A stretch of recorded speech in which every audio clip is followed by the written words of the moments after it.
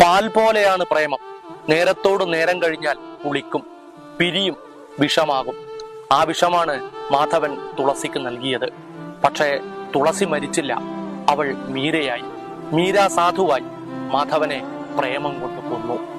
പ്രേമവും പ്രേതവും തത്വത്തിൽ ഒന്നാണ്. കുഴിമാടങ്ങൾ തകർത്ത് അനുയോജ്യ ശരീരത്തെ ആവേശിക്കാൻ വീണ്ടും അത് വ്യഗ്രതപ്പെടും.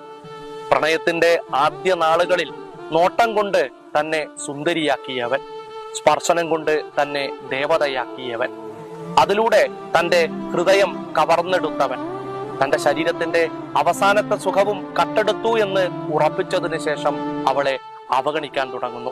അവൻ പുതിയ മേച്ചിൽ പുറങ്ങൾ തേടി യാത്രയാകുന്നു. പരാതിപ്പെടുമ്പോൾ ഭിക്ഷ നൽകുന്ന പോലുള്ള ചുംബനത്താലും ഒത്തുതീർപ്പുകൾ പോലുള്ള രതിയിലേർപ്പെട്ടുകൊണ്ടും അവരുടെ പ്രണയം ക്രമേണ വിസ്മരിക്കപ്പെടുന്നു. സ്നേഹിക്കപ്പെടാതെ ഭോഗിക്കപ്പെടുന്നതിന്